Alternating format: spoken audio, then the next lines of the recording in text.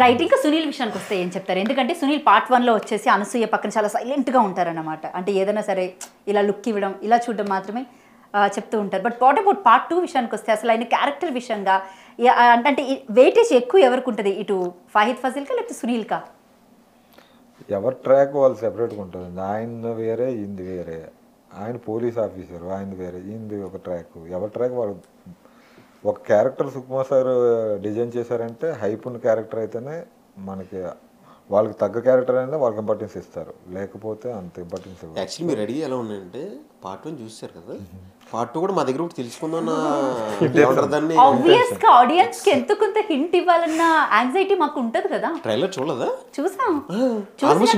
మీ దగ్గర నుంచి వచ్చేది మాత్రం వేరే విధంగా ఉంటది కదా అది. మా దగ్గర నుంచి వచ్చేది ఏంటంటే మా సుకుమార్ సార్ బంగారం, మా డైరెక్టర్ గారు, మన హీరో గారు బంగారం, మా వదిన బంగారం. ఇవన్నిట్లో వినేసినవండి. అలా ఇంకొంచెం లాగాలంటే రావట్టాలి కదా. సరే లాగండి, ఇచ్చేద్దాం. ఇచ్చేస్తారా? సరే ఇచ్చేసుకుందాం. రైట్. అయితే ఇంకొక విషయానికి వస్తే కనుక ఈ మూవీ ఎక్కువగా బేసిక్గా స్క్రీన్ ప్లే విషయానికి వస్తే శేషాచలం అడవుల్లో షూట్ చేశారని చెప్పేసి అని విన్నాం. బట్ వాస్తవంగా మారేడుమిల్లిలో ఎక్కువగా దీన్ని షూట్ చేసినటువంటి వైనంగా అనిపించింది. అంటే ఎన్ని రోజులు షూటింగ్ పట్టింది మీకు ఇది? టోటల్ షూటింగ్ అయితే మేము 2 years చేసామండి దగ్గర. అంటే ఒక్కొక్క ఏరియాలో ఒక్కొక్కలా చేసాం. ఇప్పుడు మారేడుమిల్లిలో ఒక 150 to 200 days చేసాం. అలా ఆర్ఎఫ్సి, ఢిల్లీ, హర్యానా, కేరళ, యానం, కాకినాడ, అలాగే ఫారెన్ లో కూడా చేశారంట. ఫారెన్ ఎపిసోడ్ అలా చాలా. ఫారెన్ ఎపిసోడ్ మనకు తెలియదు. నిన్ను అడిగారా నువ్వు?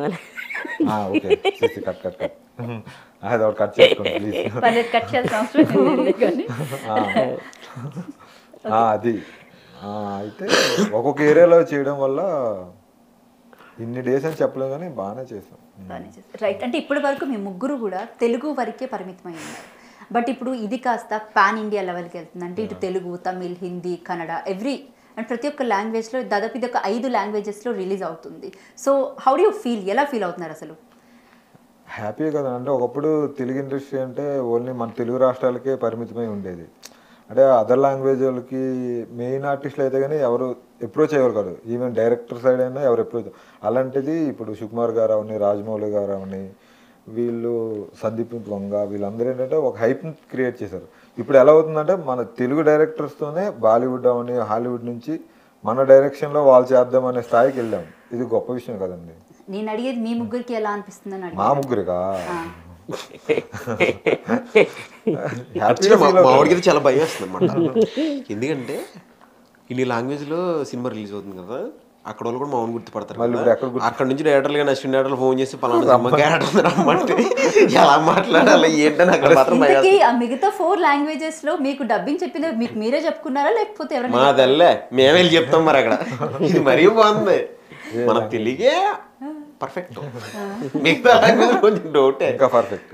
ఓన్లీ తెలుగే అండి, మిగతా లాంగ్వేజ్లో వాళ్ళే చెప్పుకుంటారు. అంటే హిందీలో, మలయాళం ఎవరికి వాళ్ళు. మరి షూట్ చేసినప్పుడు ఏంటి పరిస్థితి? అంటే బేసిక్గా మొత్తం డబ్బింగ్లోనే కవర్ చేసేసారా లేకపోతే అంటే ఈ లాంగ్వేజ్కి తగ్గట్టుగా బేసిక్గా లిప్ మూమెంట్ ఎక్కువగా కనిపిస్తూ ఉంటుంది? వాళ్ళు రాసుకుంటారు ఈ సీన్కి అంటే ఇలా ఎలా చెప్పాలి, మలయాళంలో ఎలా చెప్పాలి, తమిళ్లో ఎలా చెప్పాలి, అలా రాసుకుని డబ్బింగ్ ఆర్టిస్ట్. మలయాళంలో డైలాగ్ చెప్పినప్పుడు మీరు ఎలా చెప్పారు? నేను ఎందుకు చెప్తాను మేడం, అంటే వాళ్ళు దాన్ని కరెక్ట్గా సింక్ చేసుకొని రాసుకొని వాళ్ళు చెప్తారు. ఓకే, డబ్బింగ్లో చెప్పించారు. సో మీరైతే ప్రాంప్టింగ్ కూడా తెలుగులోనే ఇచ్చేవారు అయితే?